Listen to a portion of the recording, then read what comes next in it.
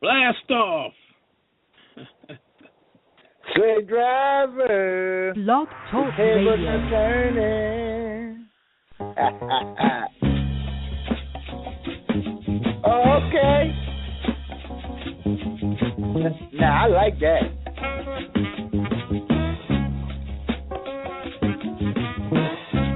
You have understood. Whoa, the riddle of Buddy. yes, and you have understood the universal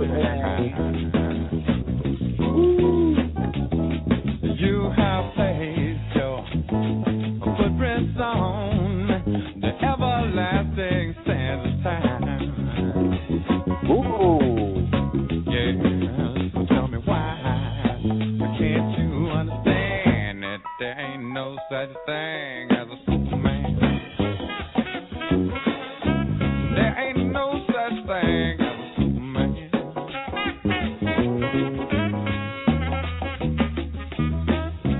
You was on the Nile. You went to see great Egypt fall. It fell down to the ground. Yes, and you was out there on the corner when being cool went blind.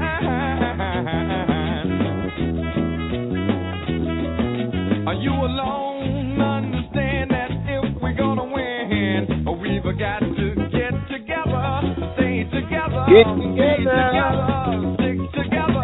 So tell me why can't you understand that there ain't no such thing as Superman? Superman, man. There ain't no such thing as There's no such thing as a Superman.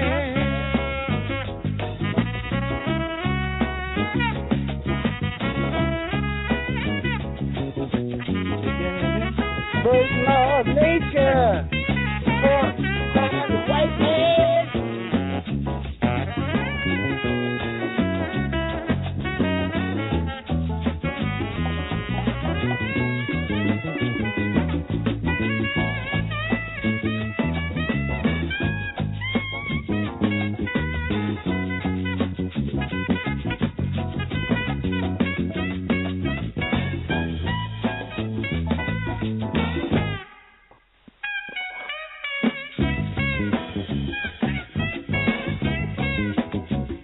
You alone consider mercy after it seems like all you get is pain.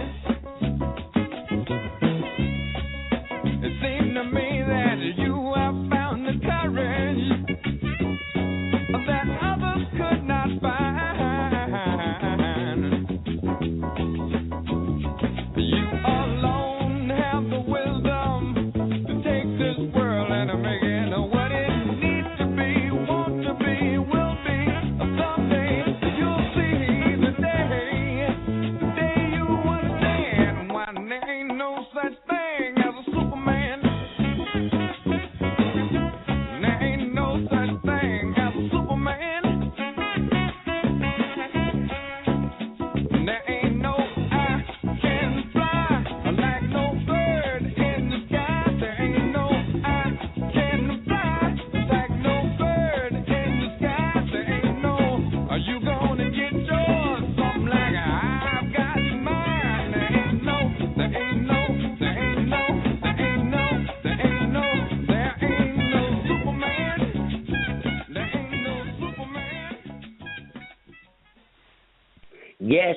Yes. This is another episode of Wake Up African People, and this is the Truth Doctor coming to you tonight. And we have eight longtime Garveyites on this show tonight. We are coming to tell you about a travesty that's in our community, the pimping of the name of Marcus Garvey. The night show is called Pimpin' in the Name of Marcus Garvey. And we would like to be doing this and airing this out into, the world, but our people must know, because Marcus Garvey was the greatest leader that we ever had. His organization was the greatest organization created by black people in America and throughout the world to bring black people to a consensus of doing for self in unity and love of one another after the race had been beat down by the white man, tore to pieces by the white man. The black man could not look the white man in the eye. And Marcus Garvey came along, a brave Jamaican man, came here to America to see Booker T. Washington because he believed in Booker T. Washington's philosophy. And he was able in 5 years to build up the UNIA and bring all the governments of the world down on him for making the black man stand up on his feet. Before Marcus Garvey came here to America, the average black man could not even look the white man straight in the eyes. He was looking at his shoes because he was trained that way. But Marcus Garvey was able to build the confidence up into the black man. And once he built the confidence up into the black man, it became the new Negro. And they were proud. And they built an organization that was doing some things, that was doing more than any organization we had to this day. But nowadays, we have Negroes using Marcus Garvey's name, taking monies from our people, forging people's names, stealing properties of the UNIA and selling them to the white man, the so-called leadership, working with the police. And I'm talking about 1929 of the world. Sengora Bay, a.k.a. Alvin Ricks, and his second in command, Achille Nkrumah, a.k.a. Anthony Murphy. He works in Philadelphia for the police. He's a snitch. He's one of the worst Negroes you ever want to know, and right now we are fighting with him for the life of the UNIA in Philadelphia. They come down to the building. We have elders that's in control of the building. They're old people. And they seen one of our elders die, and they seen the other two old ones, and they're trying to railroad their way in to destroy and take our building so they can sell it. They have done it. They have a track record of doing this all across the country, destroying the Garvey movement, destroying black people, period. Black people that come in there, that's sincere, soon leaves because they see that there's nothing going on but a bunch of treachery, using our people and taking their money and tricking them out because these people are sincere. Imagine how many Marcus Garveys they ran away. Imagine how many Booker T. Washingtons they ran away. Imagine how many Malcolm X's they ran away. Imagine all the young people that came in there that read books about Marcus Garvey and knew that this was it. They ran away because they have no programs. They have fictitious programs. They're out here tricking the people, and we're going to put a stop to this tonight. And the first person that I'm going to bring on is the last legitimate President General of UNIA 1929 of the world, Elder G. Elder G, could you please tell us the story? Yes, sir. Greetings, brothers. Excuse me. First of all, I want to commend you, Brother Akbar, for a fine presentation, a fine opening. And, Brother, you hit the nail right on the head. Okay? It's time for us to go to work. We have been, as you said, I don't want to repeat anything you said. You said a lot. But I saw this coming down the road for some years. I saw it in the making. And we got some folks up in the UNIA, they call themselves Garvey, ain't nothing but the devil. And I'm telling you, we got to do something. So I welcome any questions you have. Yes. Yes, sir. I would welcome any questions. Mm-hmm. You know, this is been going down. Let me tell you, I first got a little inclination of what was happening from Division 330 in Washington, D.C. There was some complaints about the third assistant President General, Senghor Baye, who was also the commissioner for District 3, who was tending to micromanage the division. Now, commissioners are set up in the UNIA in order to establish divisions within the state. You have state commissioner, and you have a district commissioner. The district commissioner oversees the state commissioners, and the state commissioner's job is to organize and set up divisions and chapters within that state that is assigned to him. Now, and so the commissioner is not to run the divisions, but to oversee and make sure that they are run correctly. Well, there were some problems up in D.C., and then I tried to, at that time I was a second assistant president general. Now, I don't want to take up too much time in explaining all the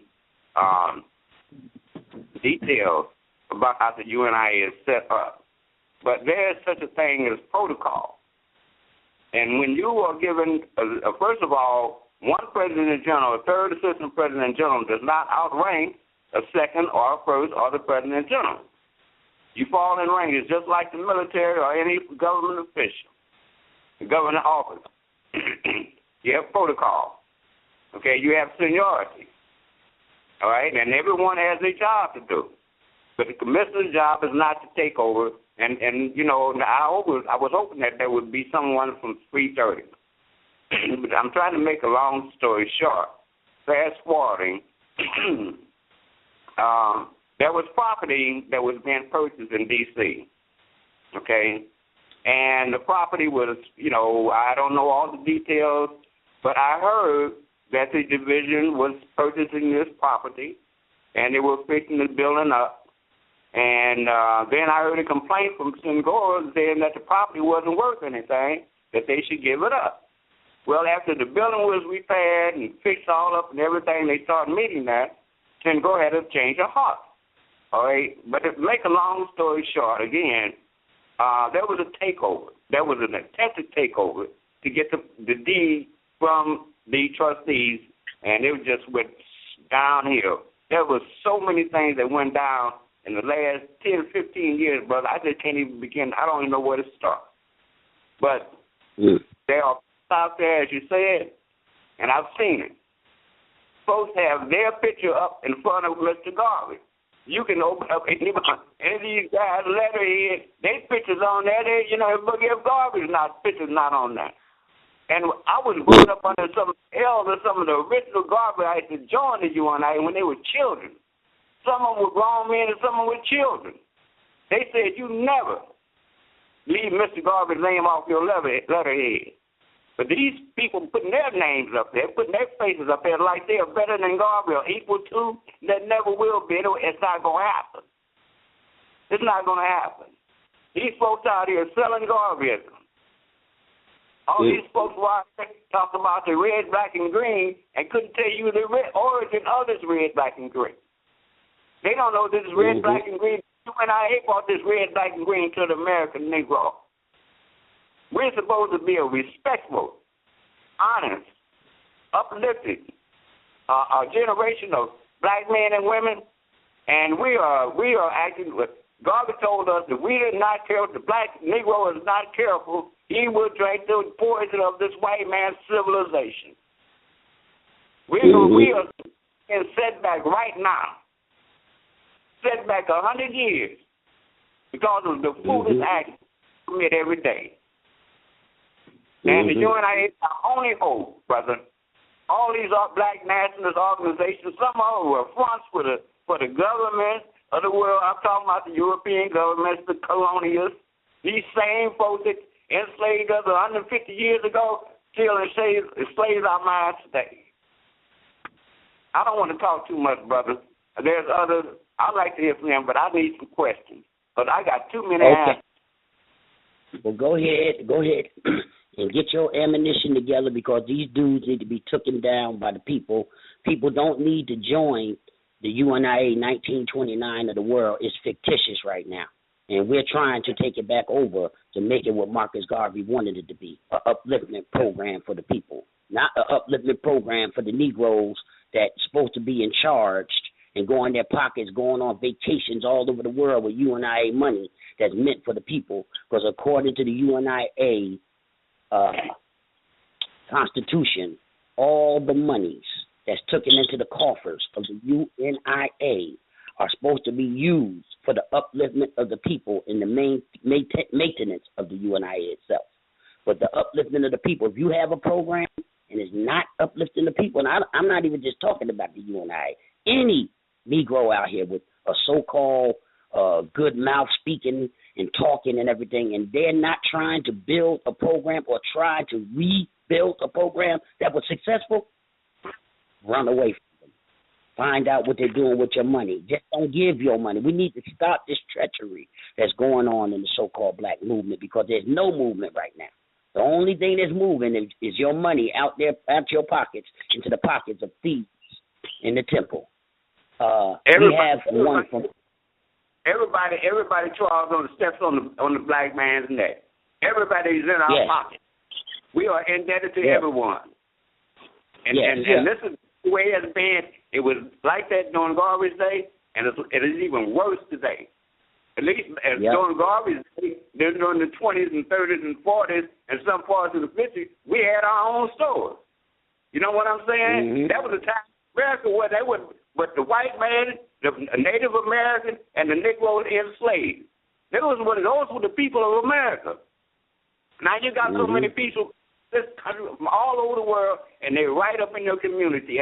They take your cleaner, they clean your clothes, they sell you food, they supply you. You cannot eat without going to a foreigner, an alien, or someone other than black. All our food, they taking all your land from you. You run up in the city, brother, this is just too widespread. But we got to focus on these foods upon the parent body. They call themselves Garveyites. That's what we got to concentrate on. Achilles, Single, Mary Bolter, who's a big liar, all of them, they are out to get some money. And there's a legal thing behind it. There's a whole bunch of stuff behind it. It has to do mostly with that land that was supposed to go to the UNIA, that land down in Belize. They thought because the will stated that Isaiah Morton, he left almost 500 acres of prime land in Belize to the parent body of the UNIA. This was in 1924. Garvey went to prison in 25. He was released in 27 and deported. Okay? Belize at that time was under the colonialship of England. You think them folks are going to get a UNIA that land? All right? But anyway, because of the land was left to the parent body, all of them crooks we got up there decided they're going to be a part of the parent body, and they're going to stay in until they get that land. And they started taking over everything they could. Yeah, Brother Akbar. Yes. Yeah, this is Baba Tunji, President Division 4th in Baltimore. Yeah, greetings Baba to all the people on Baba the discussion tonight. I just have a few things to say because my telephone will cut off in a little while, so I just wanted to get in a few comments to the listening audience. Can everybody hear me? Yes, sir. Yes. Yeah. Okay. Now, there's been a change that I don't know if most people are aware of.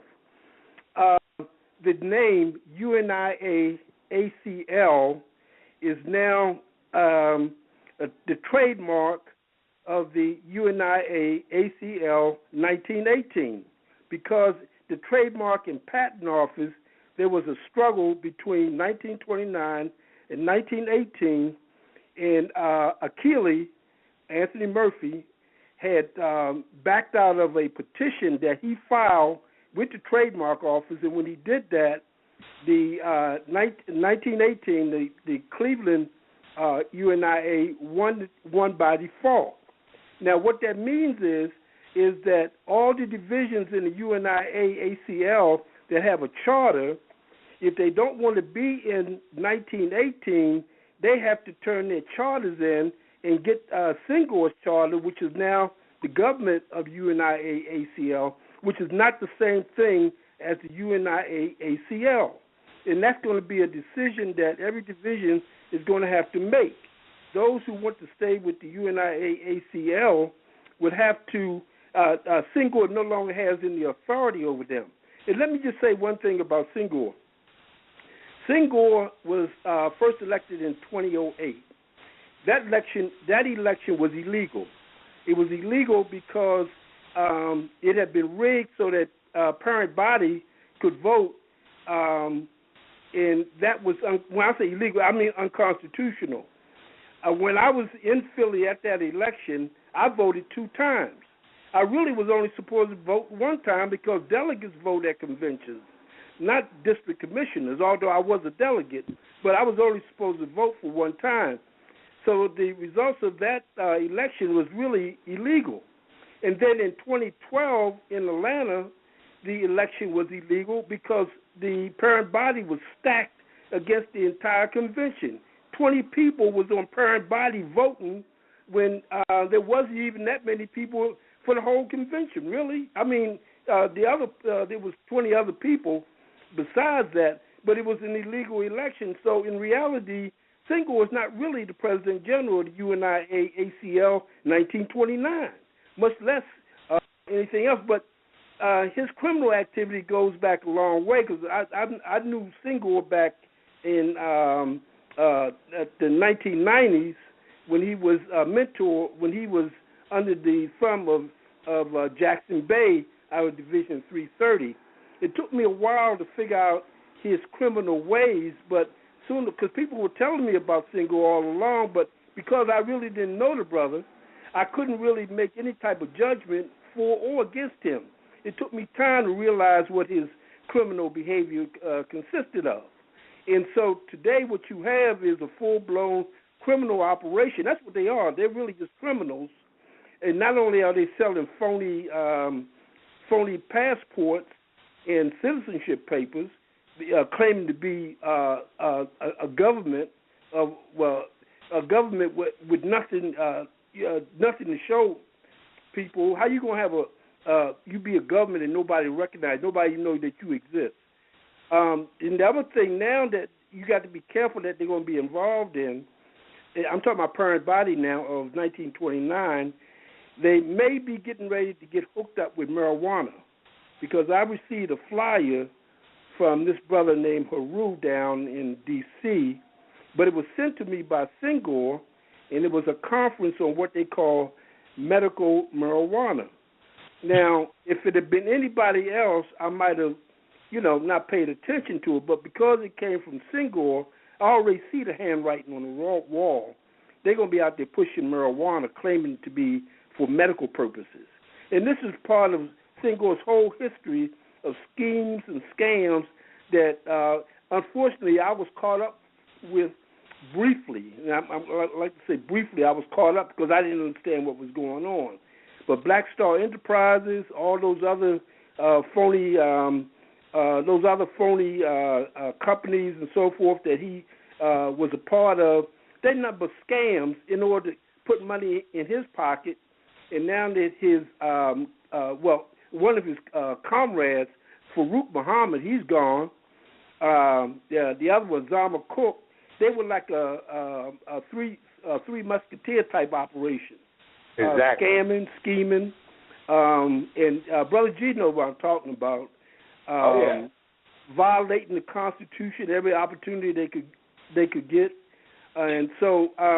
But the important thing for people to realize is that whatever your division is, if you have a charter that's under UNIA ACL, you are no longer under the control of Senghor Baye. He has no authority over you anymore because he's no longer UNIA ACL. He's what that phony government of UNIA ACL. That's what he's head of. So I just want people to know that and to act accordingly. Now, Baltimore, my division, would like to see a convention in August of all those divisions that are chartered to number one, swear allegiance to UNIA ACL, and 2, to sever all ties with the so-called government of the UNIA ACL. Because, like I said, sooner or later, their criminal behavior is going to get them locked up where they belong.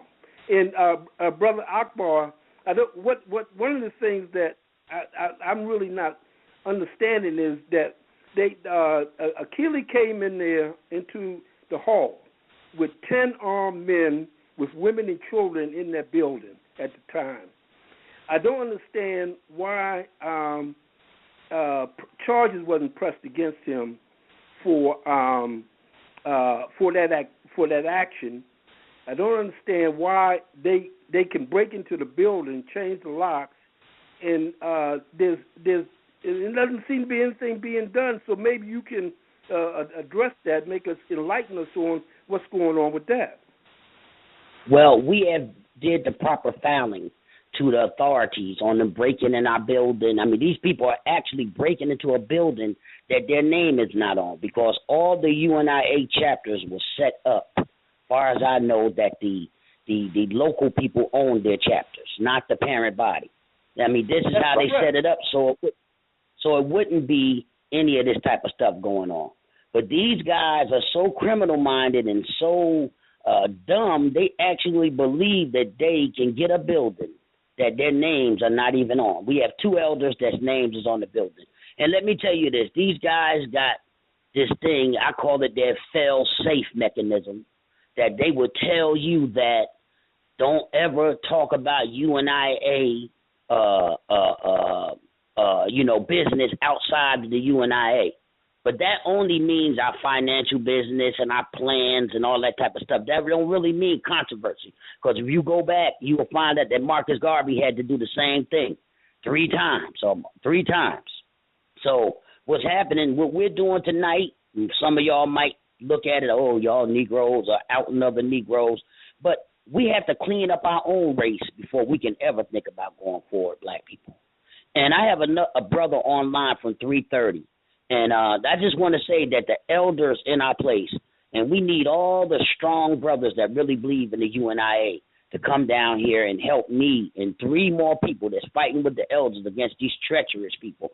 They have been able to come in and manipulate the new people that we have, telling them that they have places in Belize, they got stuff in Africa. They don't have none of these things. And we tried to warn the people, but our people have a history of being hoodwinked with the preachers and the churches and all these different things in our community.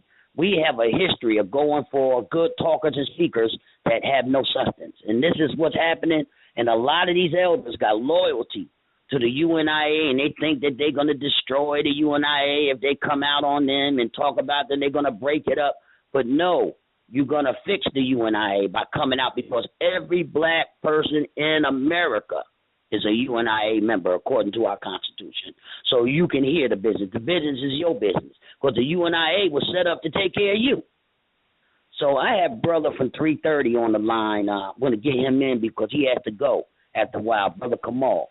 Brother Kamal, could you come in and give us your story? Yeah, appreciate it. And let me correct, that is formerly 330, because I'm no longer affiliated with that nonsense, but I was at one time the 2nd vice president of Division 330 in D.C. I'm now, president of Division 183 of the real UNIA, and not that government, and I mean GUBMENT of the UNIA, which is not in any way legally, morally, ideologically affiliated with the UNIA that Mr. Garvey founded, and it continues to operate today under President General Cleo Miller. But let me say this about, I think somebody mentioned Zama Crook and Alvin and the rest of his chipmunks and the little games they like playing. But there's so many games internationally that this clown has been playing is ridiculous. I could go from Nigeria in the thousands that he ripped that division off from, the hundreds he ripped off from Canada and Montreal don't want nothing to do with him. Divisions that he's thrown out when they caught him in a lie, stealing money from them, trying to exploit them out of, all kinds of money all across the country. And it seems like the minute he runs that game on somebody and gets caught, he tries to throw all the people out who catches him and then tries to run that game on some new unsuspecting people. And so today it's important that you are doing what you're doing, and those who have seen this great trick, we would be not only dishonest, but we'd do a disservice to our race if we didn't see this snake, this absolute thief, coming to rip everybody off of something and we not tell them about it. It's like seeing a snake on the playground and not warn the children to get off the playground that, you're in that harsh territory. Now, if they decide not to go, then that's on them. But at the very least, we have to do as honorable people is point out certain personalities who claim to be great kings of magic kingdoms and Neverland and all these sovereign government crap, and at the same time, want to be this great succeeding president general when they neither president nor general, legally, morally, constitutionally, or otherwise. But my experience personally with Division 330, because, I knew Senghor for a long time, probably known him about 20 years now, traveled the world with him, and on a personal level, I think he's actually quite funny. I think every time he speaks, he makes me laugh. That may not be his intention, but he's a funny guy. He's, person you can kick the bobo with. But as an organizational leader, he is some garbage. And not only is he some garbage, he's a thief, he's dishonest, and he pretends and lies about things that he has no proof whatsoever of. He's letting the world think that he got land and believes that he has absolutely not 1 square inch of. He don't even own his own home. He's, shacking up with his woman. I mean, this man has nothing. He don't have not 1 inch of sovereign land anywhere. And then even told some people that he was going to buy some land in Belize and make that his sovereign land. How the hell are you going to go to a sovereign nation and then take their land from them and make a sovereign nation? You ain't taking nothing from nobody. I mean, who's that stupid? I mean, can you really? I mean, I don't understand how he keeps relieving gullible Negroes out of their surplus cash when there's no proof of him doing anything properly. He doesn't have a receipt for all the thousands and thousands of dollars he stole from the people who are currently members. That's why most of them are not paying dues to him anymore. Nobody trusts him, but nobody's saying nothing about it either. So everybody's just sitting around watching, him fatten frogs for snakes. But somebody has to say something about this. This man is not constitutionally ever been elected. I mean, I wasn't even at the 2008 election. I told him in advance the same kind of trick that he was going to pull, which is, for those who don't know, in the UNIA convention, you have, for UNIA convention election to take place, you have 4 delegates that you elect every 4 years, and their term is 4 years in office. Each division has 4 delegates. Those 4 delegates are the voice of that division, and they represent the division at a convention, just like the Congress represents the people, the House. You don't have no special appointees become delegates. If you appoint some people to your cabinet, can't make his cabinet a congressman. A cabinet member is just an advisor. That's your person. You don't put them in and give them a special election power. But when the convention comes, all offices are vacated during the sitting of convention. That becomes the governing body of the UNIA.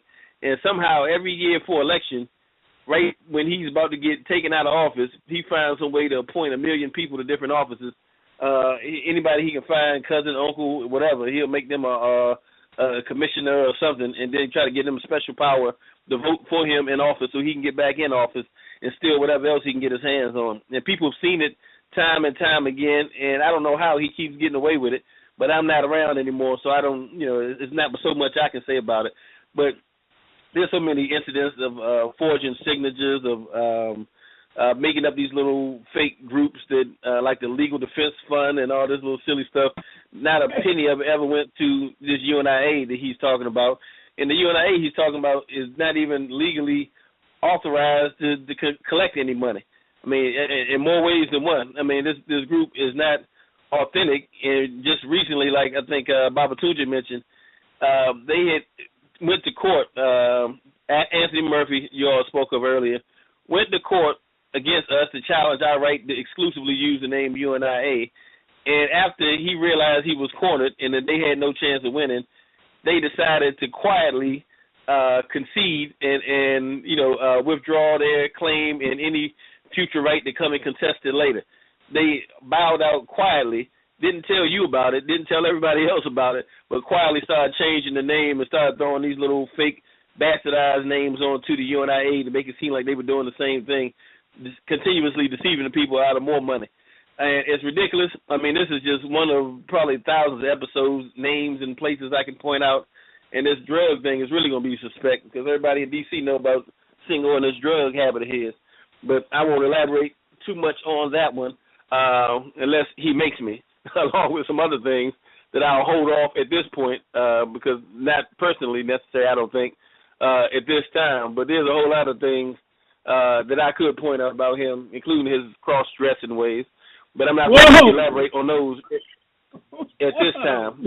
I'll wait till he makes me call them out. Then I'll take further actions then. But this guy is corrupt to the core. Nobody who has any sense should be stupid enough to want to join into that kind of sinking ship. It's going nowhere. You can't follow a parked car. I'm sorry. And if you want to join it, that's on you. I got a bridge in Brooklyn I can sell you if you want to join that garbage. But it has absolutely, morally, legally, constitutionally nothing to do with Marcus Garvey and the UNIA. If you want something to do with Garvey and the UNIA, you will not find any trace of it there. I assure you, with every ounce of my being. And obviously, as we can see by this phone call tonight, that's the same sentiment all over the country. And I can pretty much assure you, all over the world, for people who run into this clown and this little criminal operation that's invoking Garvey's name to cover up their nonsense. But anyway, that would be my quick contribution. Yes.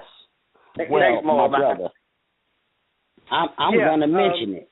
They said that he jumped out of a hotel window because he was smoking PCP, and somebody had told the people that was working at the hotel, and they came and smelled it around the door and called the police, and he had to jump out the window. This guy is really the lowest of low. So I want to bring on Brother Cimarron because he's been sitting back real patiently, and I want to hear his story. Brother Cimarron, the mic is yours. Yes, sir. I was probably one of the later divisions to come into the association, and I became a member in 2002, and we established our division in 2003, Division 459, the Turner Tubman Division. And it's interesting because in joining the association, of course, we didn't know as much as many others, knew. We were the only division in North Carolina.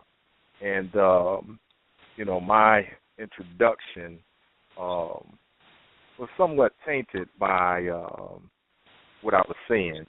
I can't really speak to, some of the things that, Brother G and Baba Tunji were able to speak to because, they've been long life members of the association, and our division only existed from 2003 to 2005.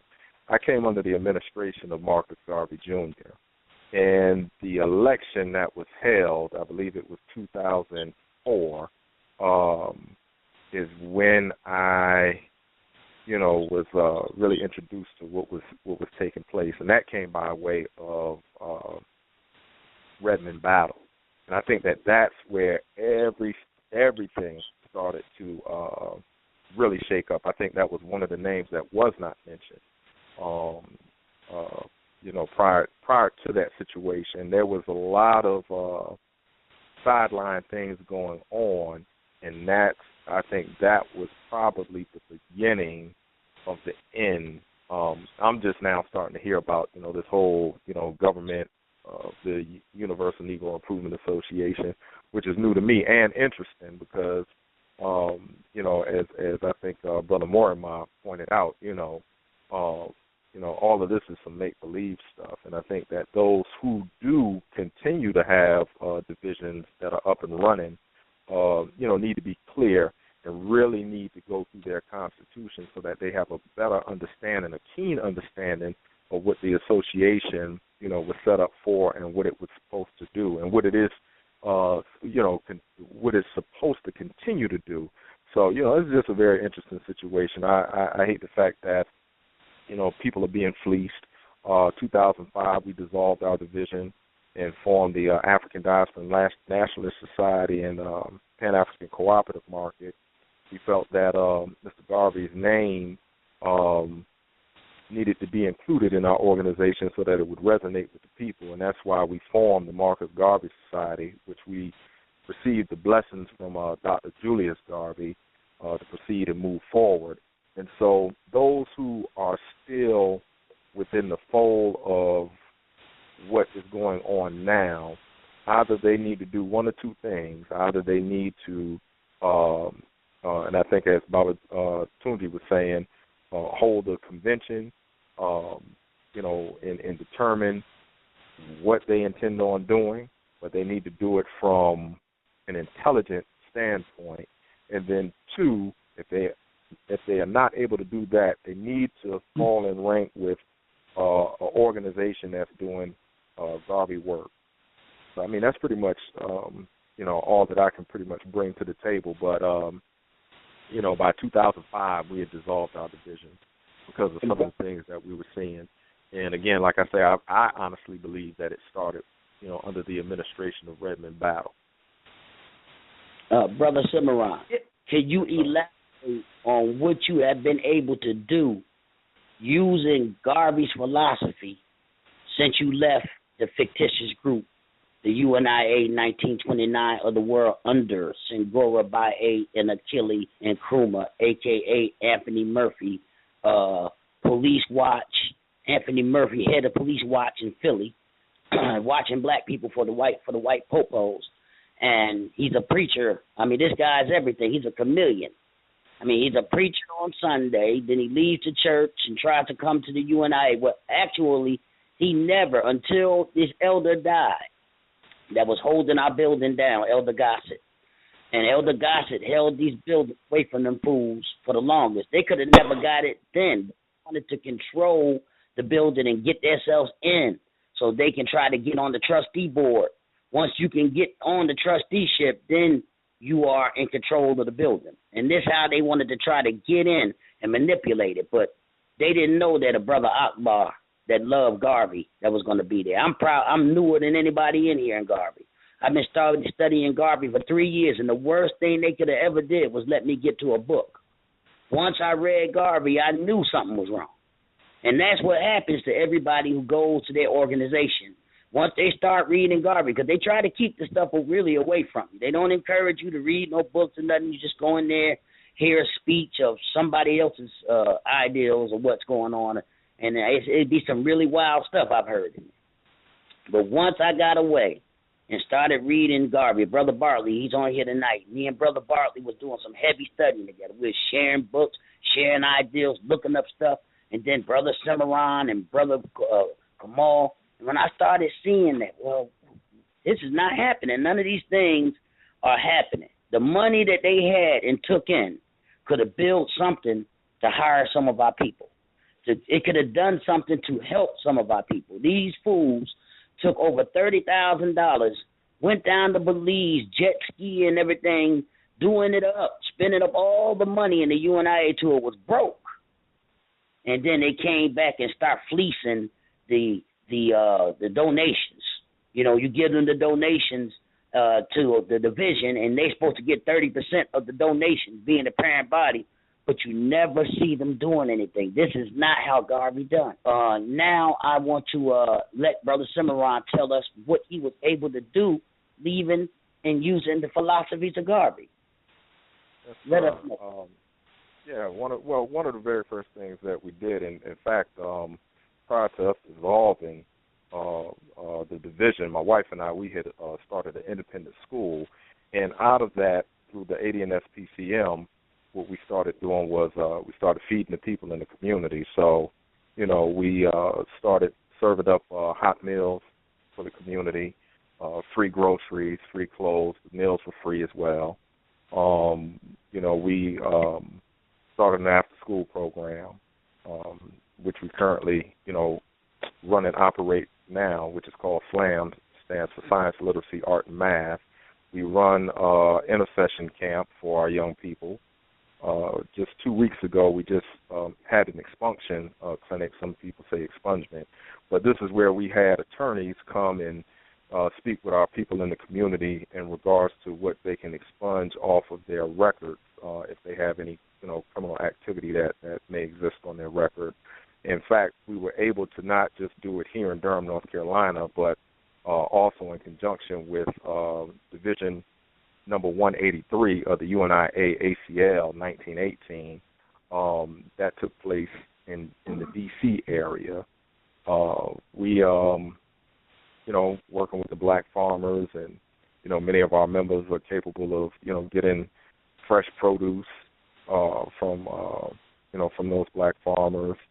I mean, the list goes on in terms of the work and the activity that we do, and we do it in the name of Mr. Garvey. I think it was President G, had mentioned earlier about, making sure that on letterhead that you keep Mr. Garvey's name. And not only do we have his name on our letterhead, but we also have his image on our letterhead so that people are clear of the work is about and what it is that we're doing. So we have a real good relationship with those who are in our community, and just so much that, that we work towards and strive towards. Even this upcoming month, we have a program in conjunction with the FTP movement and African Liberation Movement, the Alpha Gun Club, and a few others, and that's the reconstruction of black leadership. And so, we keep Mr. Garvey at the helm. We keep him in the forefront so that, again, like I say, people are clear that the philosophy and opinions is a living document. It's not something that, you just read through and, you cheer on and become a fan of. This is something that you live on a daily basis. So 2 weeks from now, the camp will be going on. We have our Liberty Hall, which we call New Community Development Center. It's open to our community. We put on different workshops, lectures, all sorts of different things. We have rentals for people who are in the community who need an actual space, to display their talents and gifts and what it is that they do or know best. So, it's quite a bit. Quite extensive. We have a juvenile division, which we call our youth division. We've re-implemented the Universal African Legion as well as the Black Cross Society, and, which we push Miss Henrietta Vinton Davis's name because she's the founder of the Black Cross Nurses in 1920 in May, right there in Philadelphia. So, there's quite a bit that goes on with our organization. So that's why I say, those who are true Garveyites must continue to do the work despite what may be going on inside of the so-called government of the UNIA. If they truly are Garveyites, they know how to withdraw themselves and put something into practice, whether you call it by Mr. Garvey's name or under another name. You have to do the work. You have to be committed to it. Miss Estelle James, I remember her saying, and this is right before she had passed, she said, you may be in the UNIA, but it's the UNIA in you. So although I'm not a card-carrying member, I'm still a UNIA member because the UNIA remains inside of me. So, with that said, the people just have to continue to push.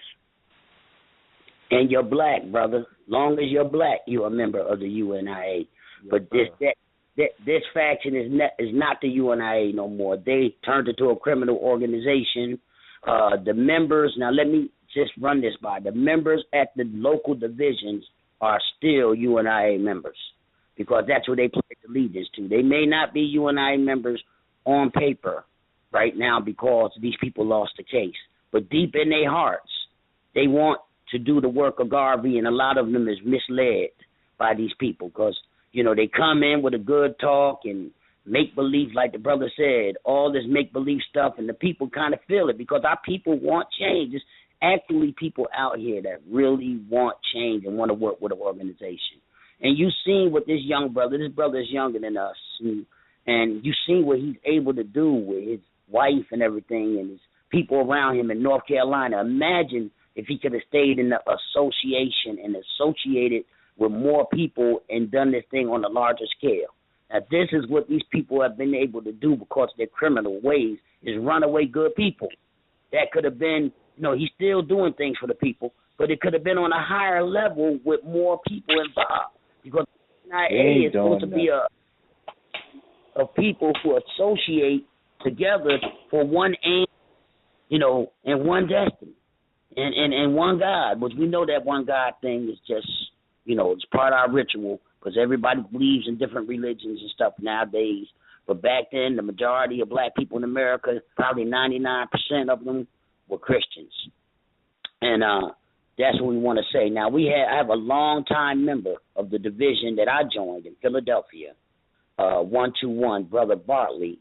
I'm going to bring him on. Then I'm going to bring Brother Ka who's an expert on this Anthony Murphy thing because he's from Philly and he knows him from years of his activity in the streets in the town of Philadelphia, the city of Philadelphia. Brother Bartley, can you give us your story? Yes, sir. The mic is yours. I'm glad to be on the program with such illustrious brothers. And on this groundbreaking blog talk radio show. I first became aware of Mr. Garvey when I joined the Nation of Islam. I realized from my reading that the Honorable Elijah Muhammad actually was a follower of the Honorable Marcus Garvey. After I left the Nation of Islam, because the messenger died in 1975, I became a member of the Republic of New Africa, which I also became aware that Queen Mother Moore, who was an avid Garveyite, was one of the leaders and founders of the Republic of New Africa. With that being said,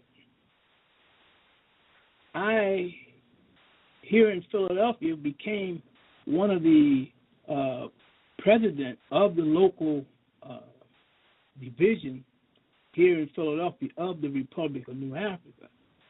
In being the president here in the city of Philadelphia, I sought to unite the UNIA ACL with the brothers here in Philadelphia from the Republic of New Africa. In doing so, I met Brother Battles, who I had known for quite some time, him, Calvin Robinson, and Dr. Ed Robinson. Excuse me. We had, I brought a couple of brothers through there, and we had some reparation conferences and meetings there at the UNIA. Now, what really turned me off about the whole scene was that every time you came to a meeting of the UNIA, it was a bunch of arguments, fussing, and everybody with these ego problems. So I left the UNIA, and I continued doing my work with the Republic of New Africa. I felt that though the work that I was doing was actually the work of Mr. Garvey, that the work that Mr. Garvey would approve of. We had at the UNIA, I helped to institute the building fund, which they didn't implement right away. So when I came back the second time, they had a plaque up there with my name on it and quite a few other brothers. Now that plaque, in order for you to have your name on that plaque, you had to give up something like $500 to $1,000. Okay? So I looked up and I saw my name. I said, wow, that should have been done maybe 9 to 10 years ago. You see, so it was fraudulent stuff going on, so I never really stayed around. When I met Brother Akbar, I came back because I had produced a Marcus Garvey coin, and I wanted to present the coin to the body of people that was there. In fact, I gave out a couple of the brass, the copper Marcus Garvey coin. To make a long story short, being in there with Brother Akbar, he can tell you the problems that we went through to keep order in the UNIA, in the Division 121. It was off the chain, the things that were going on. There was no outside, I think that a president of any organization or a so-called president general is supposed to have some input into how these chapters are ran. But no one came there. We didn't hear from them until it was time to start talking money. Then everybody came with their hands out, telling me we need to do this and we need to do that. being in the UNIA, all I saw was trips. All they would have was trips. And at the meetings was nothing but arguments, ego clashes, and etc. So with the straw that broke the camel's back, I think that I'll leave Brother Akbar to tell you about that. But when I left this time, I said, I'm not going back. So that's my story. Well, Brother Bartley found out that the UNIA didn't have a back door to get out because unless it was a fire or something. And it was explained to me by Elder Gossett when they put the building back together.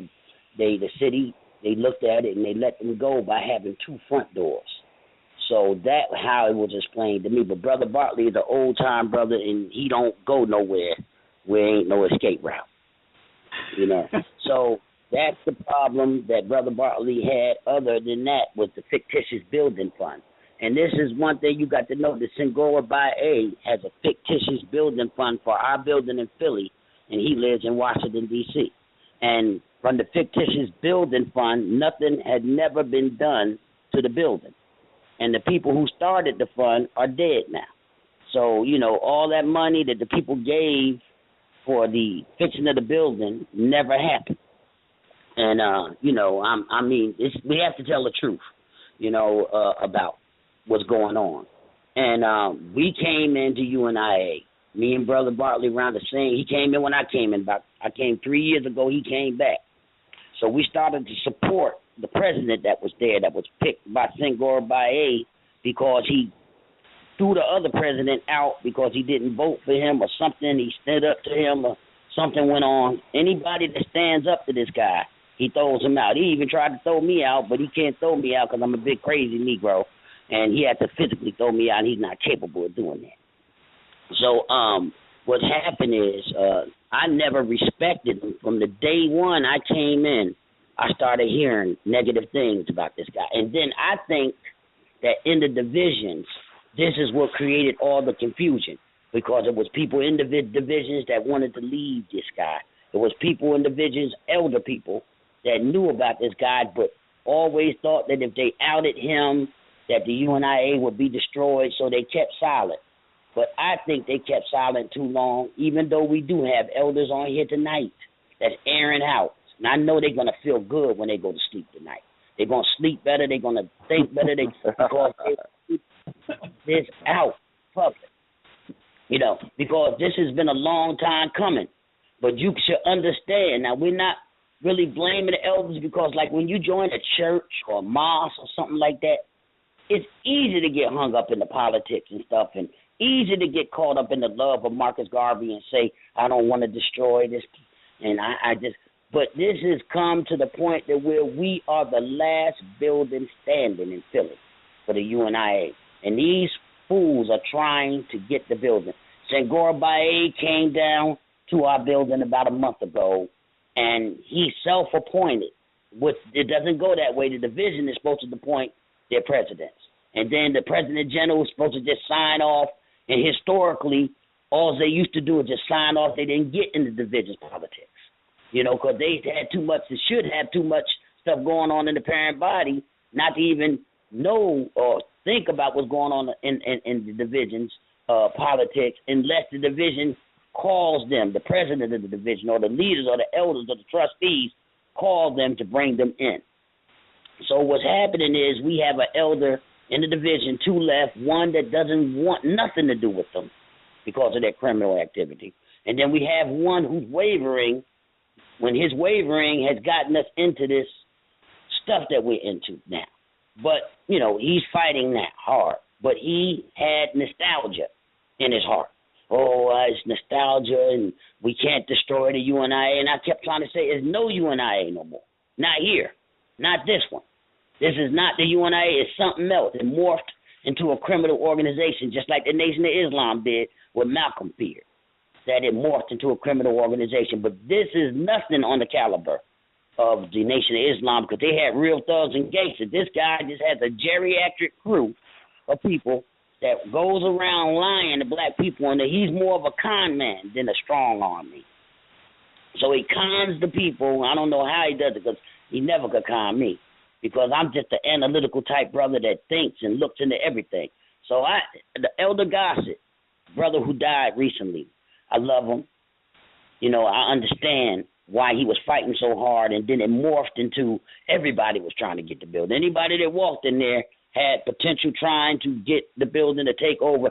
This is the attitude he developed from fighting this Achille and Kuma guy for so long in Senghor Bae, trying to take over our building. First, they tried to make it the international headquarters, so they have ownership in the building, but their name is known nothing. Right now, we're going through a crazy fight where we have to go to the white police, and this is something that we really never like to do. But if not, somebody black is going to get killed. All over trying to raise and uplift black people. Could you imagine this?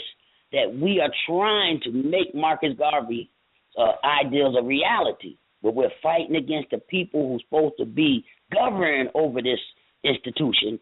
You know, 1929 of the world UNIA, not the UNIA Incorporated, because they're a different organization because they split up. But the only one now that has the legal name, legality to hold the name is the 1918 UNIA Incorporated. This one here is fictitious. And imagine, I've been in here over 3 years to find this out, that you've been duped all this time. And you're thinking, oh, we're going to do Garveyism, and Garveyism is going to save black people. I mean, when you just read Marcus Garvey, there's no other leader that you could think of that's done the things that he's done for our black people. He was the first, could have been the first multi-millionaire black man in America with the money he took in for black people. But yet he went and bought the ships, the factories, the stores, and all these things we had for the upliftment of black people because he was sincere. But these guys we got today, they're not sincere. And you need, when you hear this radio show and you hear these names and you go look on the UNIA website, it has Senghor Bae on there, you will see they're selling, like the brother said, passports. I mean, I don't know why the government hasn't came down on them yet. They're selling citizenship into the UNIA, but everybody who's black is a citizen of the UNIA, no matter what. So this is a travesty. Now, we have a brother, Sahu, online. I just brought him out. Brother Sahu, you with us? Yeah, can you hear me? Yes, I can hear you. And we want you to talk of Anthony Murphy guy and the years you went back with him and the experiences and what's going on with him and the police watch and all this stuff he's doing in Philly. Okay, first I want to give praise to our Creator for this show and for you, Brother Akbar, and for all your distinguished guests. Brother Elder G, Brother Kamal, and Tucci, and it's great to it's great to be here with but listen, Murphy is I met him in 1980, Town Watch Integrated, and he was supposed to help us overcome a drug cartel family that took over a certain part of Philadelphia. And he wound up working with him, you know. He knew him already, you know. And so I watched his movements from there. I said, wow, you know. And he was just a street agent then in 1980. And then he turned out to be the commissioner of the thing. And he's a master, he's a master mason. See, he has the opportunity to get his voice out there through the Town Watch Integrated, and they all pump each other up. So that's where he has a voice and we don't, and he's able to manipulate because he's supposed to be the savior, but he's not. He doesn't use his office for what it's supposed to be. He's involved with a lot of open air drug cartel families that's doing gentrification in the city. It's a whole bunch of stuff. This guy is he's worse than an injured snake. He'll bite anybody, you know what I mean? And and I don't want to spend too much time on that, but yeah, we need to look at all of the players. Is Senghor a Freemason? If any of the elders can answer that question, is this brother Senghor, is he a Freemason?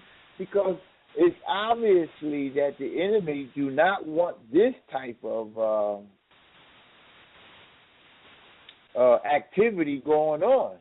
They'll spend millions of dollars to keep this organization down because this is the solution. So it shouldn't surprise us too much, but I'm glad we do have connected all the dots and we can hold these guys accountable, maybe with some future meetings on how we can actually put our heads together and go after them instead of doing it the way we're doing it now, because they can be held accountable. And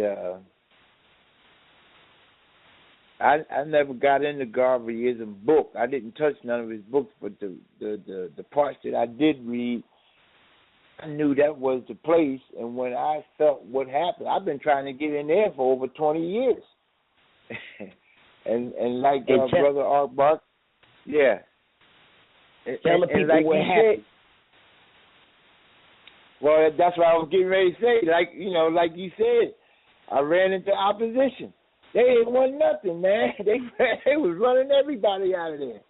And I was saying, well, I'm not there to do that. I'm here to help. I'm not trying to do nothing. I just wanted to run a little class to see if it would see the opinions of the people who are deep thinkers and into Garveyism. You can't ask for no better crowd. But they threw me out of there, man, and I knew something was wrong because that wasn't Garveyism, the part that I read. And it was just totally inhuman. I said, man, look at this crap, man. It's all. And Murphy showed up a couple times down there. I said, oh, I knew we was sunk then, man, right there. I said, that's it. But, yeah, so we got to come together. It's our move.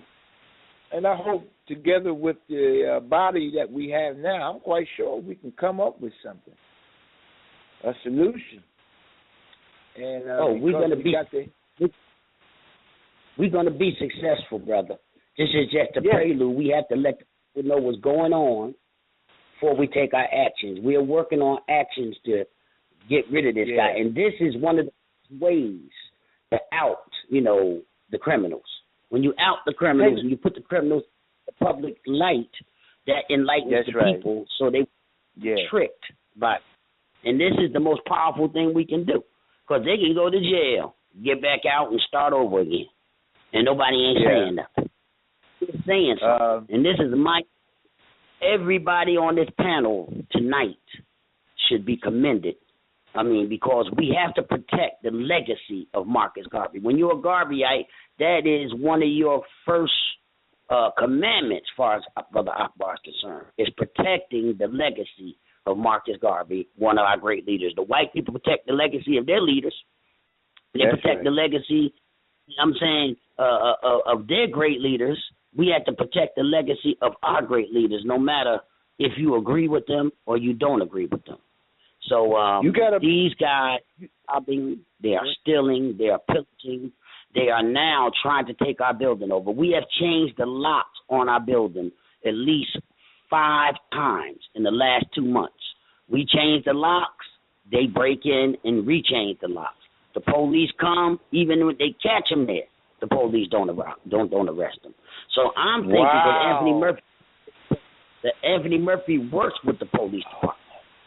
That's right. So I'm thinking he has the police working not to protect us and protect property that's owned by the UNIA ACL Division 121, which is entrusted in 2 elders that's still alive, but they're older brothers, but they're still alive. And once they seen the other elder go down, you can see their fangs came out, brother. They immediately, we were not even able to do the elder's funeral after the funeral African ritual that they do sometimes for some of the elders Wow. after 40 days. Came in our division with guns. You know, I invited you out the week after, and you seen some of the stuff yourself. You know, they came into our division. The Achille Nkrumah was ordered by Senghor Baye to bring town watch officials of the city of Philadelphia into our division and terrorize the people that was in there. And we even believe that the members were so frightened that they went with the ones that had guns and abandoned the older people because they thought that the ones that had guns that had authority, something just like these chicks out here today, some of them, not all of them, that like thugs over a decent guy. You know, they'd rather run to the thug because they think the thug can protect them. But these people don't know that they're actually running into the arms of the devils themselves. Senghor Baye and Achille Nkrumah, a.k.a. Anthony Murphy, weekend preacher, weekend revolutionary, and everyday police informant in the city of Philadelphia. So this has to get out. This video, this show is going to do well because we're going to circulate it through all the social networks. We're going to put it on YouTube, and we're going to get it out to the people. And I have over 50,000 people that follow me between my Facebook and my television radio show. So what's going on is we are taking the people back from these criminals if they listen to us. And we have Brother Babatunde on here. I want to get him and Brother G back again so we can get some of this time wasted because we got 2 hours, but I don't know if we're going to make it there.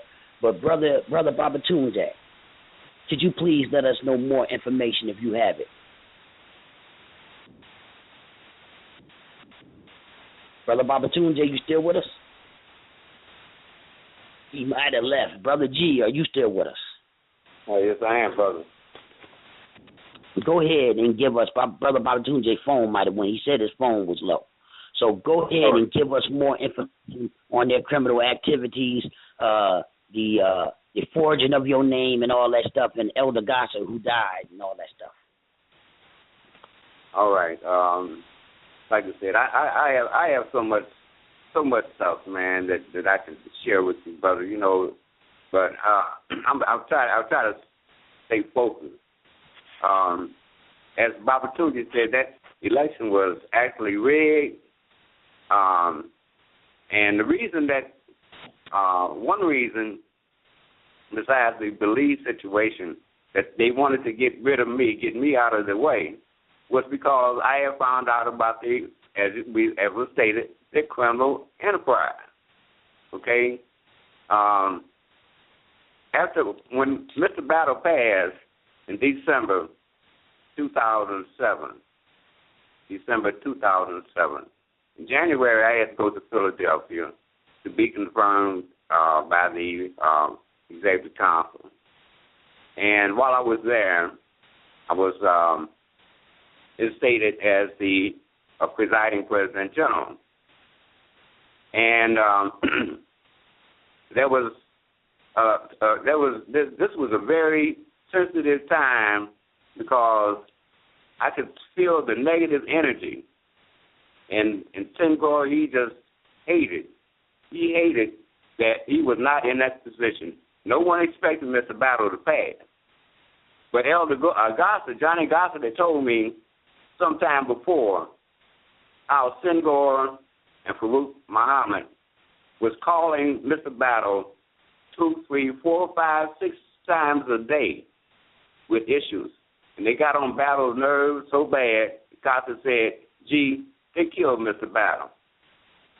You know what I'm saying? They worried the man to death. And he passed in December.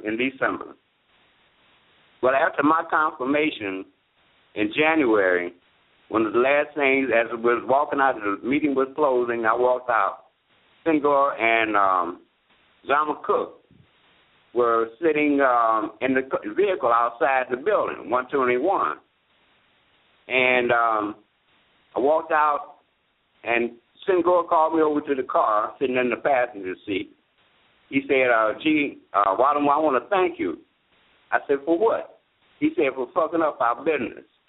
And that was because the first thing I did was to reinstate the charter for Division 330.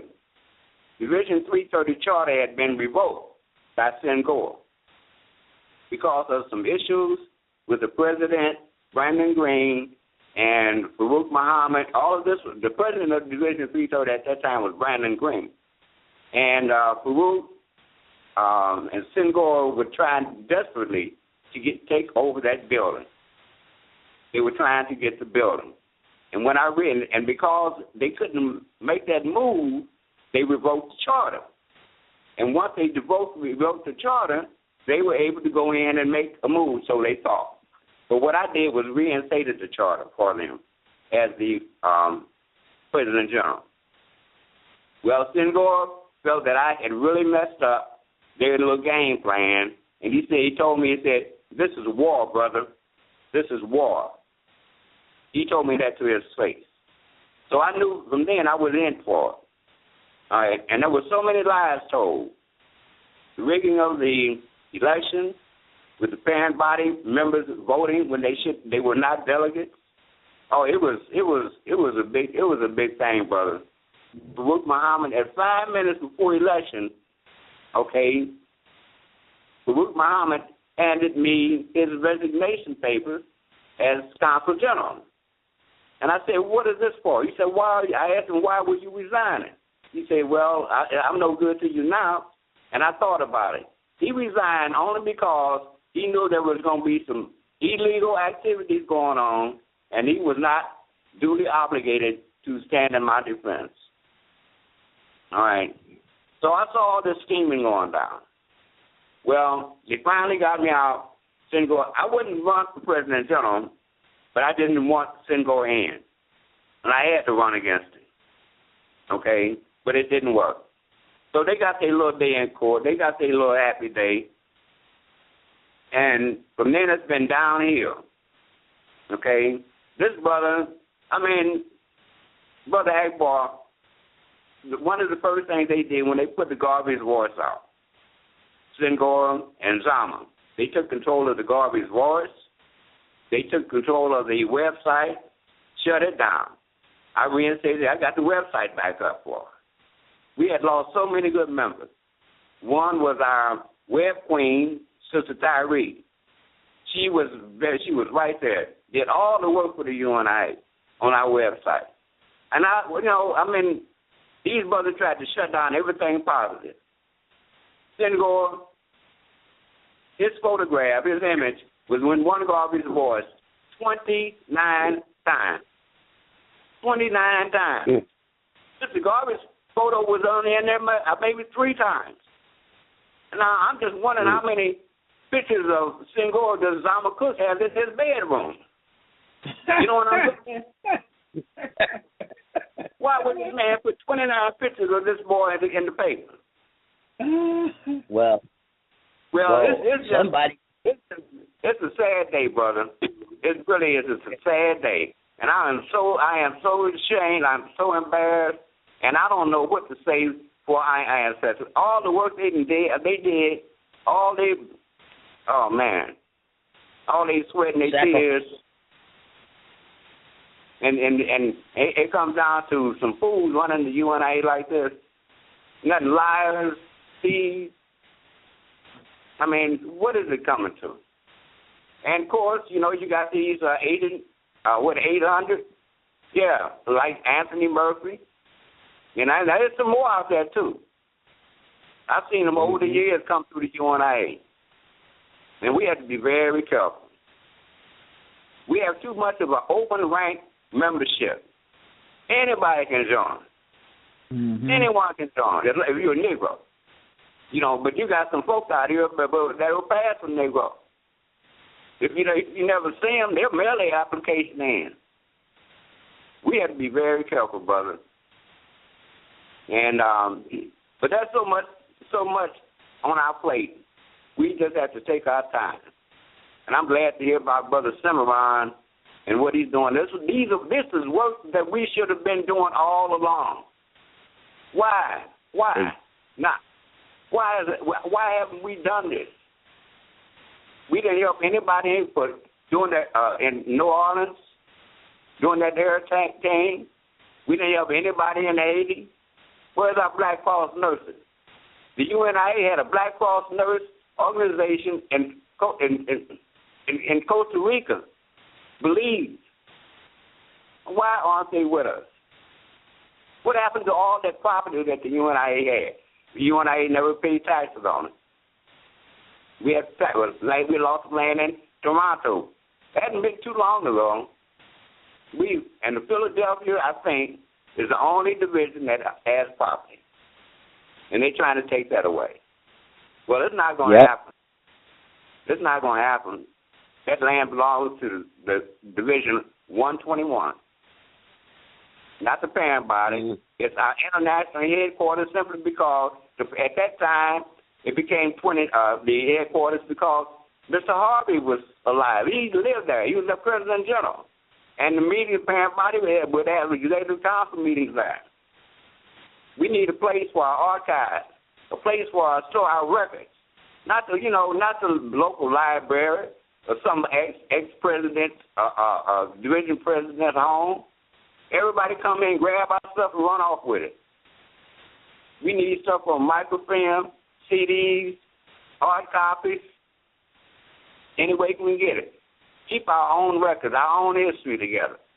Okay? We need our own Library of Congress. We need our own Library of the UNIA. We need our teaching institution. A headquarters is simply that, a headquarters.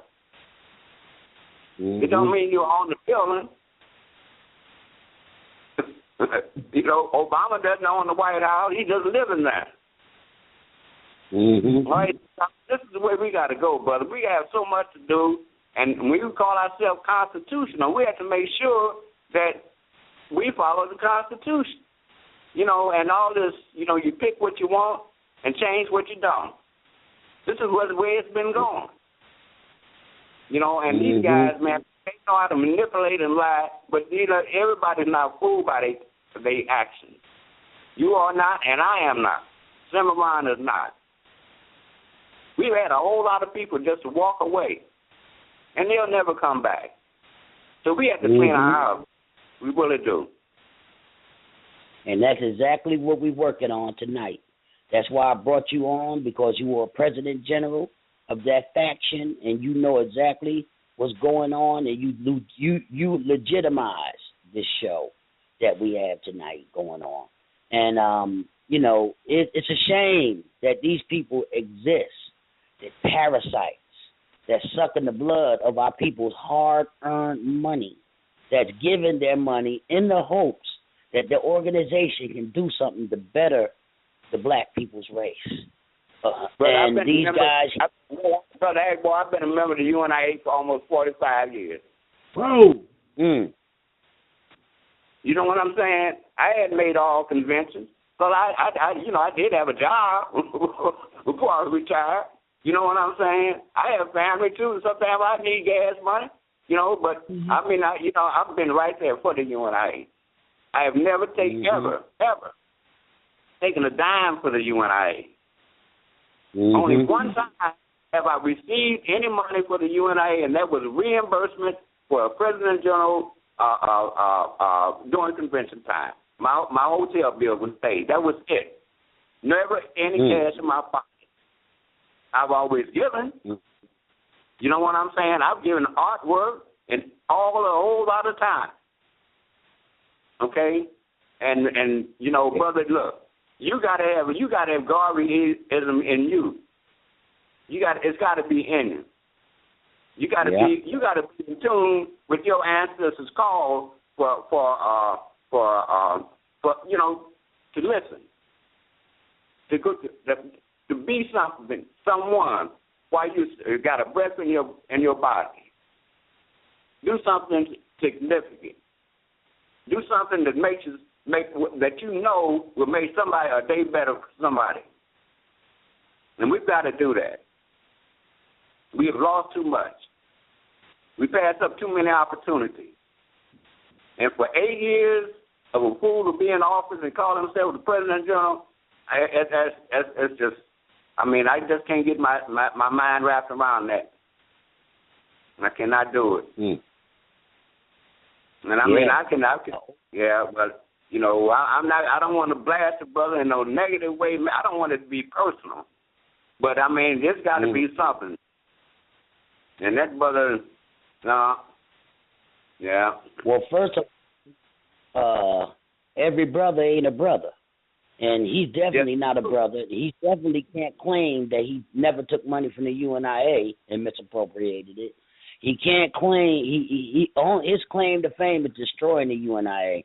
And we are 100 years old. How can this man sit up here and call me up and tell me I put your name down on the papers for incorporating in New York?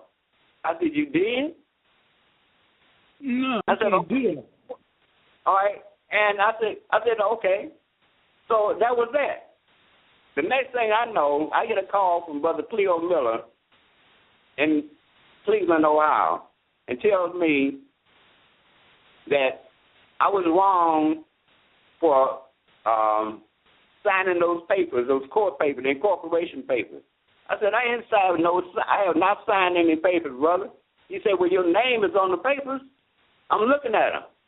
So I went to my computer, downloaded the file, the email, and here was a copy of incorporation papers for UNIA 1918 and filed in New York. And I looked at my signature. I looked at a signature with my name on it. I hadn't even seen the papers. I didn't even know nothing about it. That was Farouk and Senghor's Morley handiwork. They forged my signature on some court papers, federal papers. Okay? And they forged Johnny Gossip's name. Okay? Mm-hmm. Johnny wouldn't say anything because he was afraid that he didn't want the UNIA's business out in the street. Senghor and Zama Cook, one of the first things they did was put in the Garvey's voice publicly denouncing Mormai, Brother Kingsley, and Brother Ahmed. But all they would call them renegades and all of this kind of, like you said, like what you said, if they don't like what you're doing, they're going to get rid of you. Simple as that. And then tell everybody don't talk to you.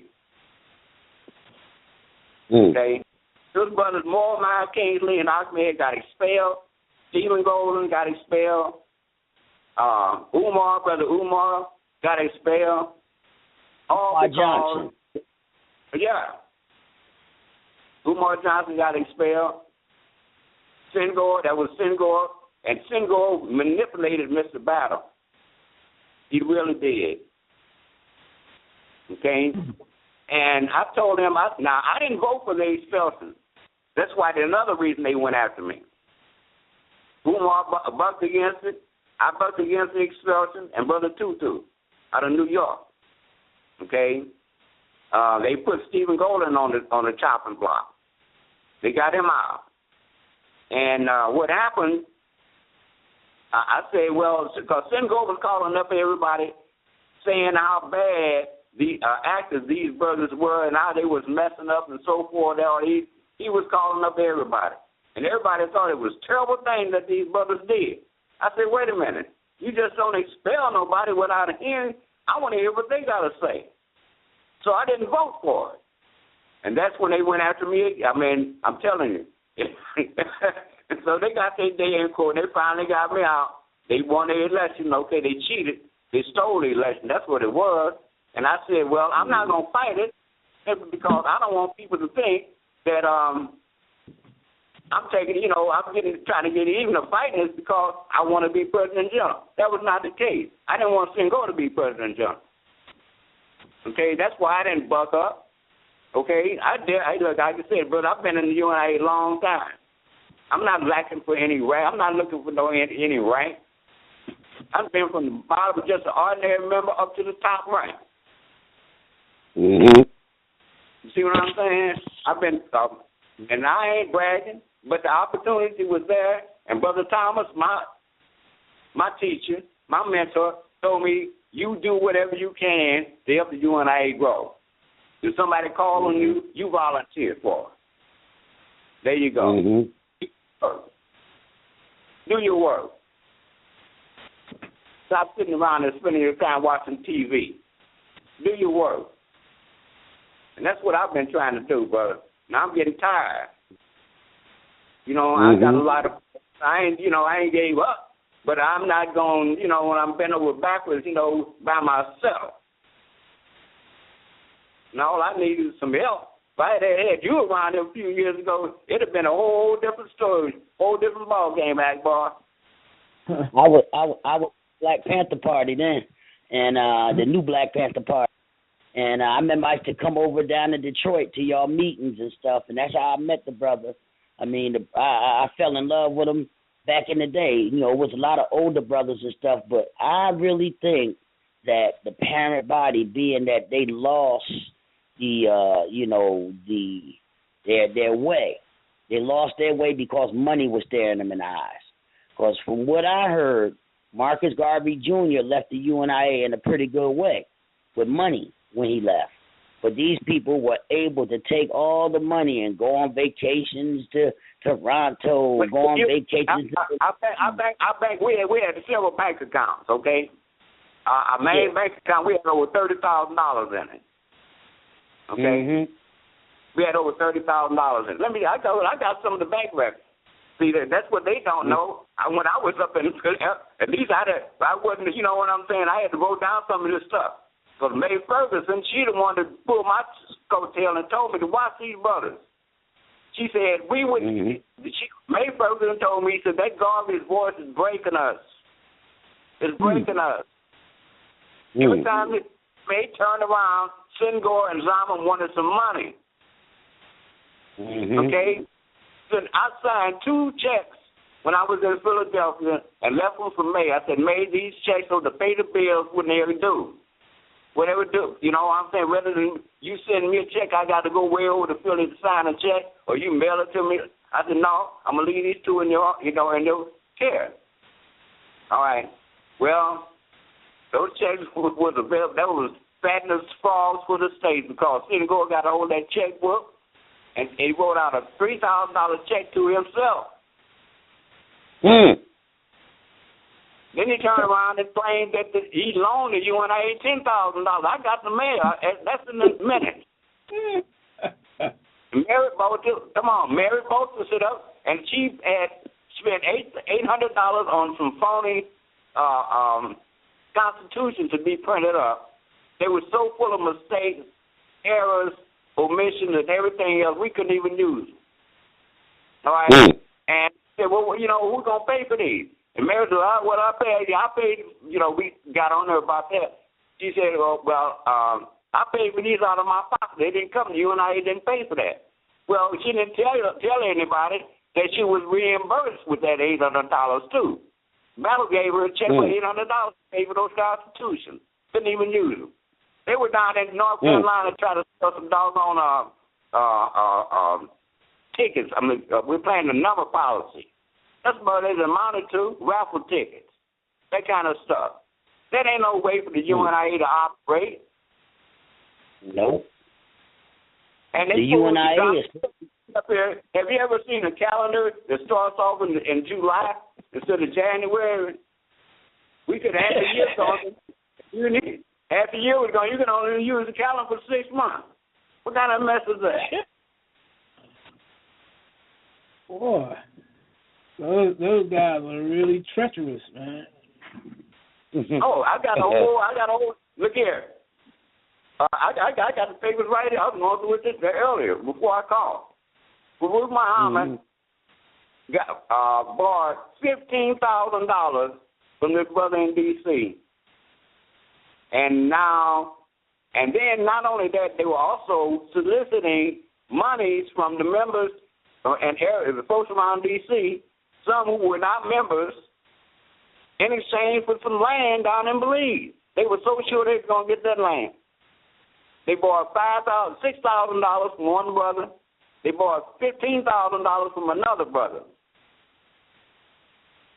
All right, that's what I know. That's the record I got to know. There's other folks up there that Senghor and borrowed money from Senghor and Farouk had borrowed money from to get to believe. And then they come up with this phony lie. There's a sister down there named Nzinga. They had brought her up to Detroit. I don't know how she found why she got in the mix.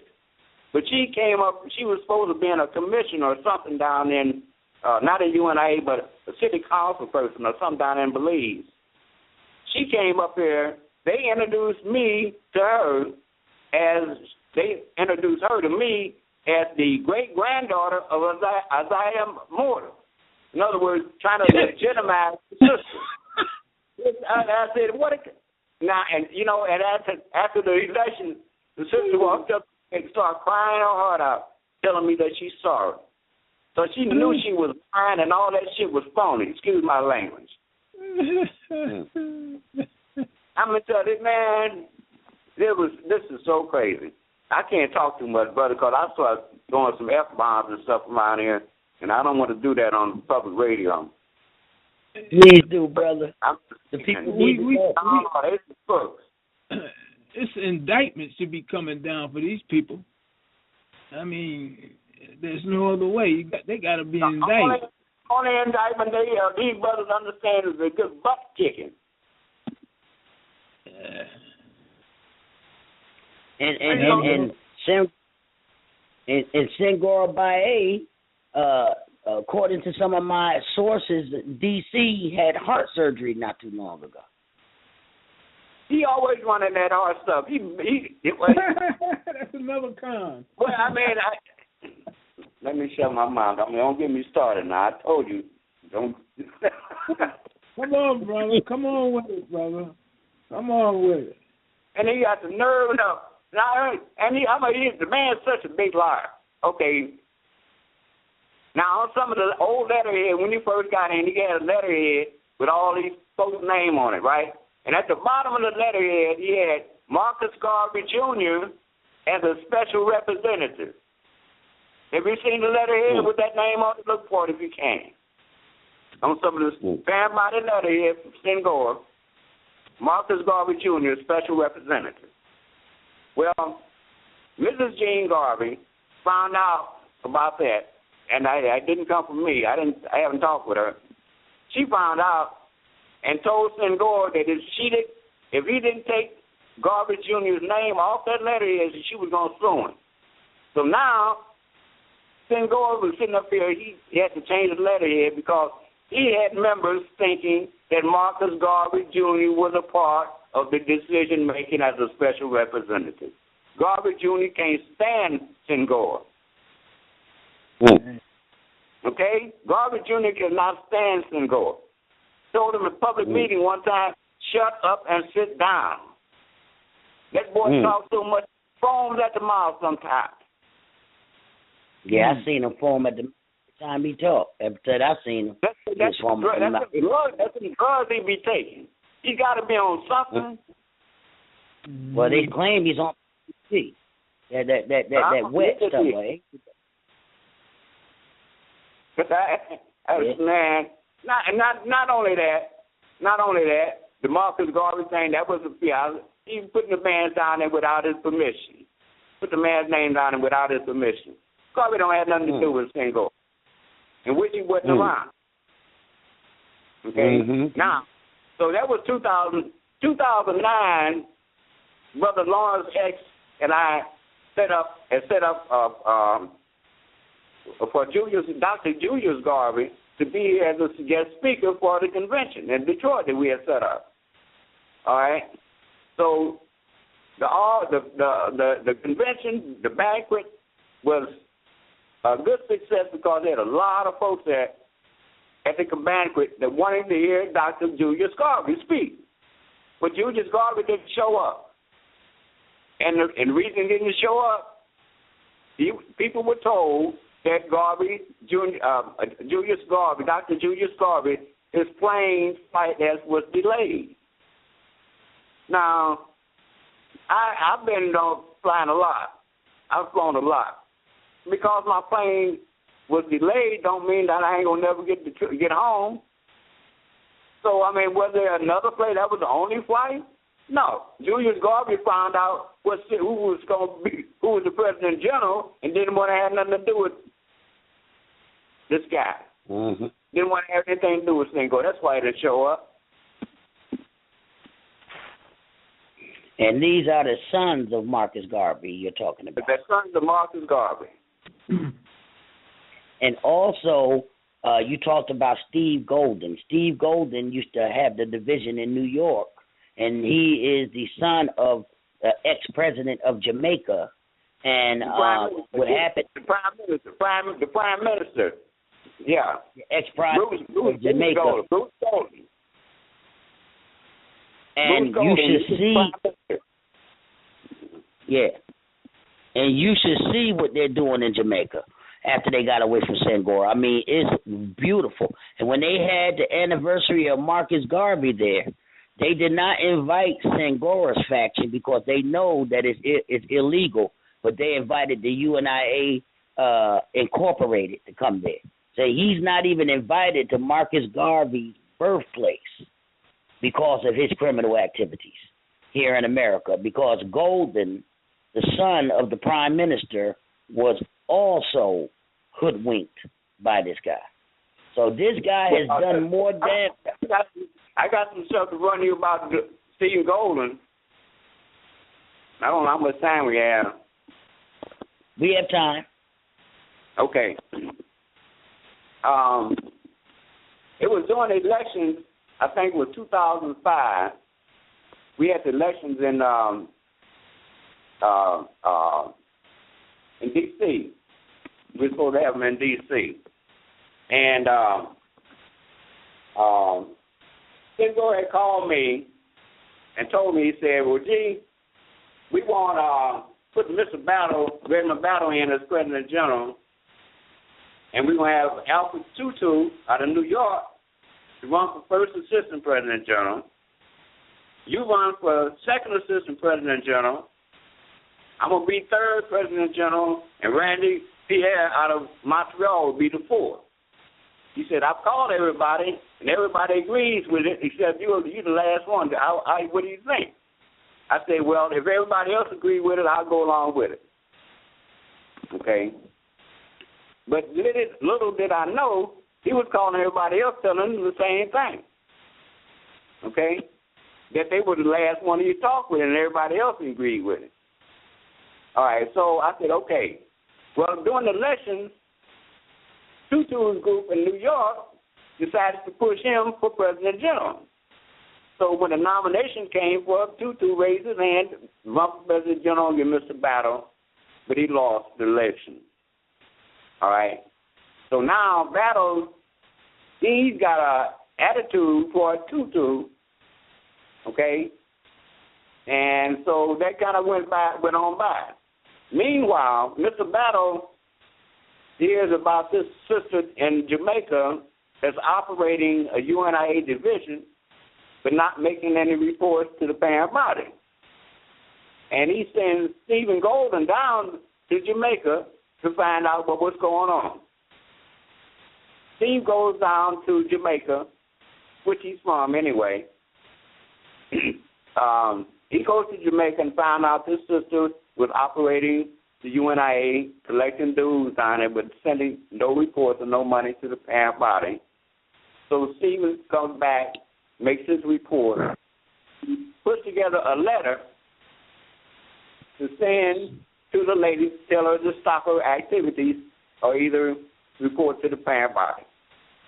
Well, Mr. Battle gets attitude and tells Stephen to say, well, look, you don't write no letter for me, blah, blah, blah, then what do you... So anyway, he tells him, don't send the letter. Well, the letter was sent anyway. Stephen said he didn't send the letter, that it's one of the secretaries that sent the letter. But Stephen didn't send the letter. All right, so now Stephen is up for insubordination. Senghor is pumping this. Now, Battle is out to get Stephen Golden and Tutu. Well, Tutu stands up for Stephen Golden, and then the next thing I know, Then go to persuade Battle to revoke the charter for New York. Okay? And Stephen, he pleads his guilt and says, I didn't do it. Just give me my lashes, let me lick my wounds. He said, but don't put me out of the UNIA. He said, boy, I got expelled. You're supposed to suspend somebody first. Expulsion is your second offense, not your first. Well, what happened when Tutu stood up for Stephen Golden, he got fired, the whole division got shut down. All right. Stephen goes to Jamaica, and, he's trying to get back in. And there was some other stuff that went down even after that, or in between. I'm kind of jumping around a little bit because there was so much stuff going on all the time. All the time. It wasn't one division, it was another. Senegal made his rounds to get rid of everybody he could that stood up against him. And he was pretty much successful. They got rid of Umar. Umar called Mr. Battle a liar, and he got expelled, and Battle lied. See, Battle was trying to be the president of the division and the president general, and Umar wanted to be the president of the division 121. Battle told me, he said, you couldn't do it. He said, I'm the president. I automatically get it. But it's not true. And Umar called him a liar, and he got and Umar got expelled. Man, I'm telling you. Stephen Golden had brought a video. The New York division came to convention in North Carolina and showed a videotape of their activity. And I thought it was wonderful. I thought that those brothers and sisters of New York had it going on and were doing the work of Garvey. And I encouraged them, and I was so sure that I could help influence Mr. Battle to give them their charter back. I mean, I stood up, man, I almost got my head chopped off. Didn't go walking around with a little small tape recorder trying to listen in on people's conversation. The brother, man, I'm telling you, I got so much stuff. I was around him too many times, too long, too many years to not see some of the stuff he was doing. But it wasn't anything I could do. He was too slick.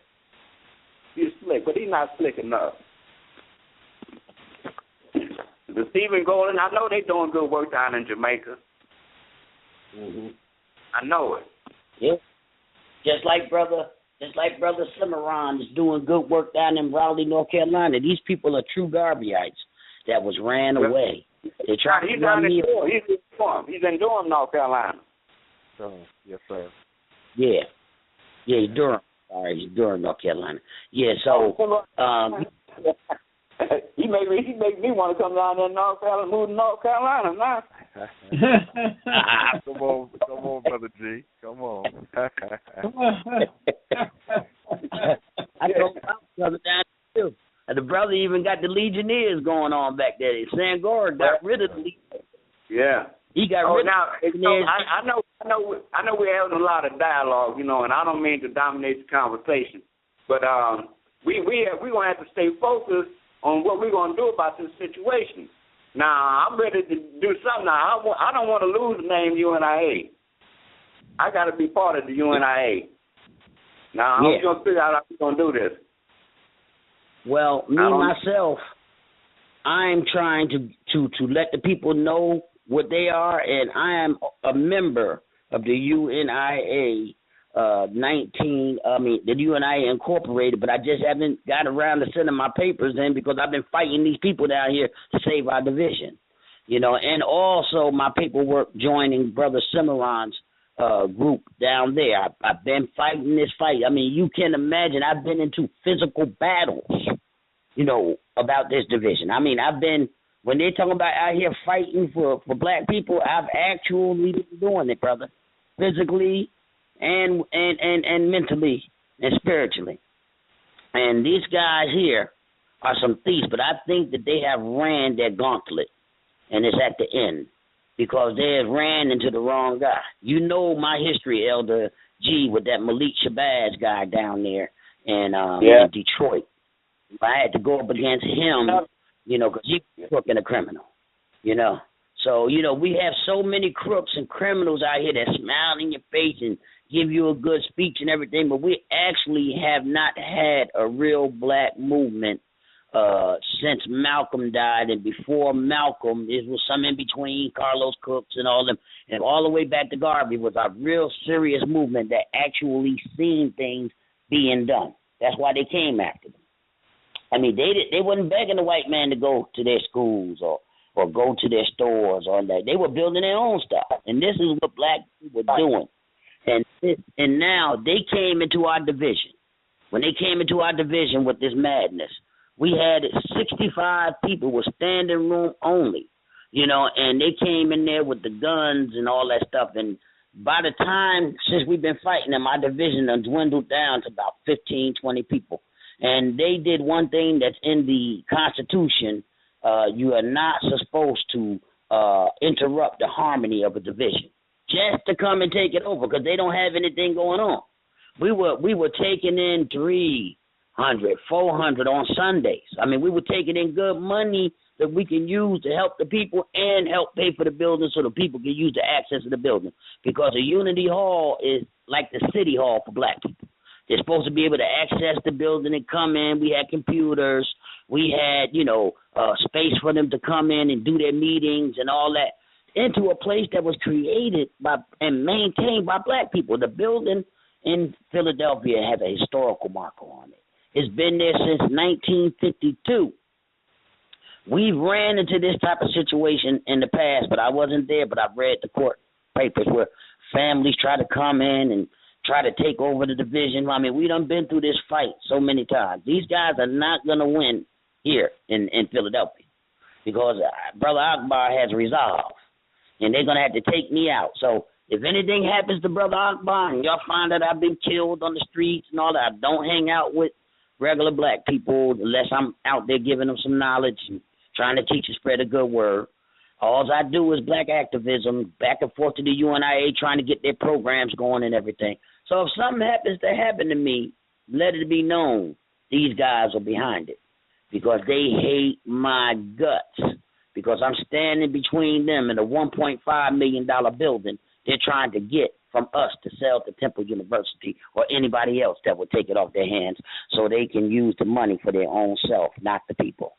So this is what I'm telling you. Philadelphia, if anybody in the city of Philadelphia hears this, the UNIA needs you to help us to protect our building. It's not our building, the people that's there. It's the whole Philadelphia black community building. And this Anthony Murphy that works for the police, a.k.a. Nkili Nkrumah, that's his so-called black name when he want to act black. He's a preacher on Sunday preaching the gospel of white supremacy, white Jesus or black Jesus, no matter if you're teaching that stuff with an image or not, it's the white man's bullshit, And the thing is this guy is so low. I went to him in his face. I said, man, let's sit down and talk. This guy's supposed to be a preacher looked me and said, motherfucker, get out my face. I was like, damn, Mr. Minister talking like that. But these dudes greed. They just do anything for money. And we all know in our black community what the preachers have done. They are the biggest of the criminals in the black community.